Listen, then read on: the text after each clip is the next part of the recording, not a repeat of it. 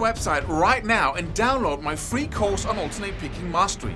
It contains 5 essential exercises that will take you to alternate picking mastery faster than you can imagine. And then I've included my method of how to lay out a practice plan in just 1 to 2 minutes that will absolutely boost your results like nothing you ever tried before. So go download it right now. It's free.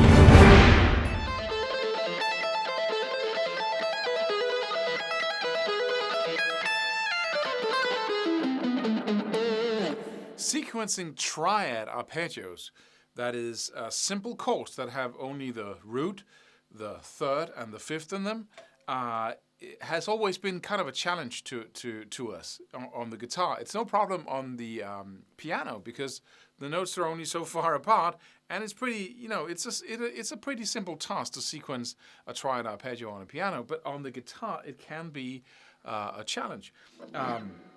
If you lay out the arpeggios, so you have 2 notes on the first string, and then 1 note, 1 note, 1 note, and 2 notes. So you have 2 notes in the top and 2 notes in the bottom. You can really do these classical sweeps, right?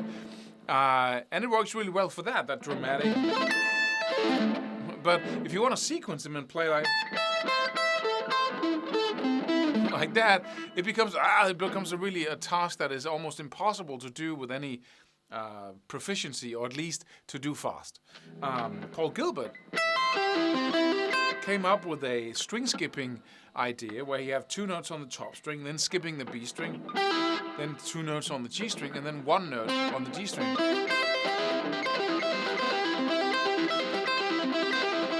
And then having, using hammer-ons and pull-offs, you could do some pretty cool sequencing.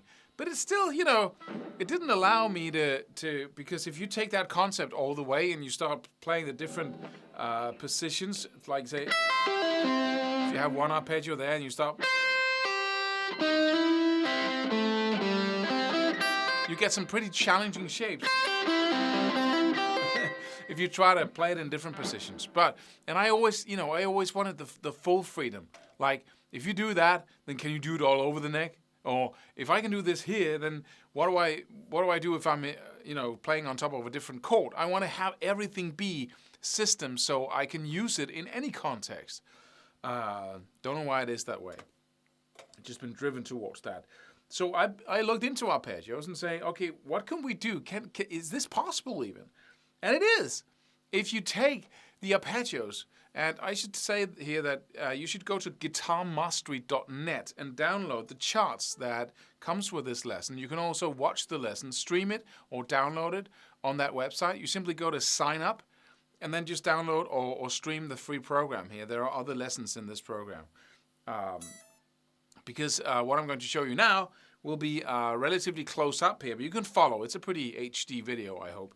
And if not, go to the website. Because let's just say you have this, because most of you know this shape, right? You have the 12th fret on the A string, then the 15th. So we have those 2 notes there, and then the 14, 14, 13 on the D, G, and B string, and then 12th fret and 17th fret on the high E string. Right? But if you look at the same arpeggio, if you look at that shape that is the next in line, we got. Oh. If you look at it up here, and we just focus on the 3 top strings, then if we play both of these shapes, then we get 2 notes per string. But some of the notes are the same. Let me just play that. This is the shape up here, right? And then we have the 17th fret. But in fact, we also have arpeggio notes in the 17th fret on the G and the B string as well. Just different positions, different voicings, you might say. Right? Let me just kick out the distortion here. But if I then play, if I play it just from the bottom, I play, each note almost is played twice. Because it's the same note. Right? It's the same note. So, but if this actually gives me, instead of just discarding of this and saying, oh, I don't want shapes that has, the same notes on different strings in them, because it'll just, it doesn't make sense. But if you think just, wait just a little bit, it actually gives you 2 places where you can play the note. So every note has 2 options for playing it, which gives you fingering options suddenly. So if I want to do a sequence like 1 up, then go 1 step down and play 1 up again. Right, like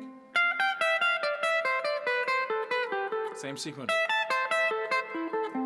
If I want to do that, then I could easily play the 12th and the 17th fret. And then I could play on the high E string. And then I could play the 13th and the 17th on the B string.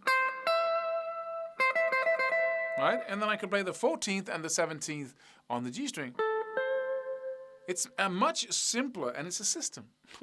Much simpler way of playing it. It's the same thing I'm doing over here, and I can do hammer-ons. Right? Suddenly, it becomes really easy to play, which before required me to do all kinds of different movements in order to make that happen in my, right? Oh, and this isn't especially easy to play in Paul Gilbert's. And I'm not putting anybody down, don't get me wrong, but each time you talk about something else, something new, something different, you have to talk about the other that it's different from, all right? And it doesn't mean that, because this is perfect for some purposes, right? But, right, so suddenly I can, right, I can take it all the way down. But let's take it the other way as well, because I can play the, that's the first, right? Then I can play the 17th in the other direction, so I'm playing towards the floor,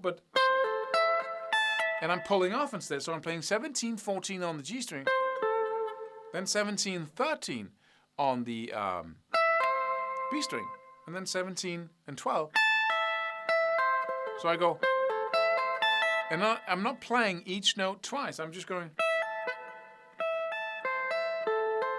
and then I can play this note again in the same string, same fret. Slowly.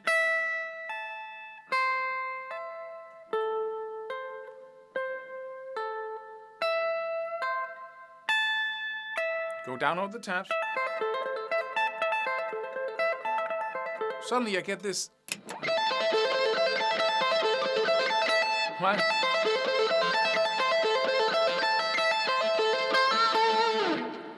So because I can play each note in 2 different places, then I suddenly have the option to do something else that I couldn't do before.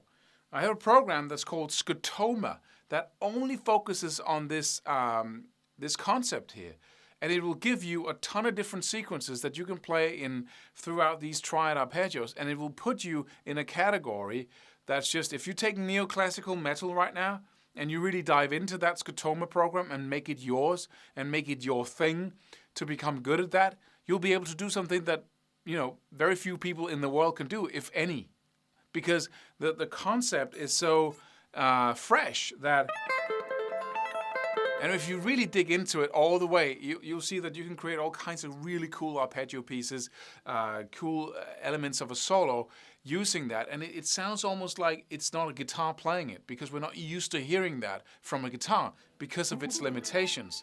Until now, right? Until Scotoma. So we can change to another arpeggio just to enjoy this little sequence even more. We can go to E major, and that will look like this.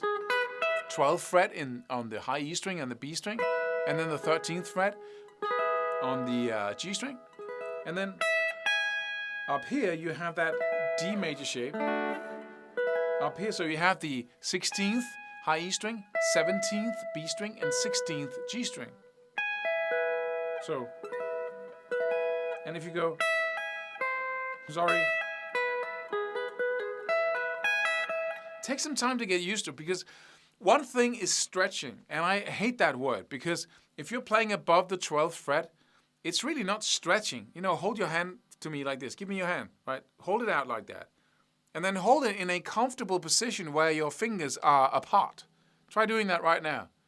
Just hold it and look at it. And so just without straining and stressing, without using much effort, you can pretty much take your fingers like this, right? I'm not straining anything. You put it down on the fretboard, and you look at the distance between the first and the fourth finger.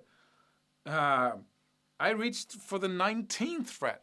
So it's from 12 to 19, like that. Down here, it would have been a, not a third, but a fourth. I would have stretched down here. So stretching. It's just because the whole reason why most people never go there, never go to anything that is, they might play cage shapes and we have one finger per fret. And then sometimes we might, start playing 3-note string shapes where we have 2 whole tones on one string, but that's it for most people. And the reason why we don't go any further is not because of the stretching. It's because we lose the ability to actually hit the frets. Because it's like, oh, we're out in space with no gravity. Before, we know kind of like, if you take your hand like that, then we just about hit every fret with the fingers because of the distance, the thickness of the fingers. It actually almost fits, every fret. You separate them just a little bit and it fits down here. Keep them a little closer, it fits up here. And then when we have to suddenly hit frets that, because we play so much like this, then when we have to do something else, then it feels totally alien. So how am I going to hit the frets with any accuracy if I don't know, and that's the barrier. That's the wall. There's always a wall. There's always something you have to push through. There's always a test. There's always something holding you back, saying, are you really serious about this? And the ones who say, yeah, I am, I'm going to push until I get through the wall, they will get through it. It's as simple as that. And on the other side of it is, added freedom, is something new you can do. And one of these things is you can suddenly start practicing sequencing arpeggios. But just hitting the frets like this, having the first finger in the 12th and the 17th, and then the 13th, 17th, and then the 14th, 17th, these kind of, and actually hitting the frets is a challenge in the beginning. But don't let it fool you. Don't let, this is totally advanced. It's not. It's not harder than what you learned in the beginning. Really, it's not. Because you're not stretching, you're just holding. Your hand is really more naturally held like this than like this, right? So there's nothing to it. It's just new. That's all. So don't go, I'm stretching. No, you're not stretching. I can stretch like from the 12th to the 22nd fret, right? That's stretching. The other way is just holding your hand normally. The thing that really gives us problems is the fact that we can't navigate as soon as we go out of our comfort zone here. But it's just new, so push through it. And once you're on the other side, you can do all kinds of things. And we're going to look at that in the next video as well. So go download the tabs, register or sign up at guitarmastery.net, and go look at the free program. We got videos you can download and tabs and charts for everything in different areas of guitar playing. Do that, and then I'll see you in the next video where we're actually going to use more of our new ability to play different frets than, the 4 or the 5 cage-shaped frets. We're going to look into the pentatonic shapes as well and look at some really cool sequencing options we suddenly get when we do the exact same thing as we just did with the arpeggios. Subscribe for more free videos. Do it. Do it now. Do it.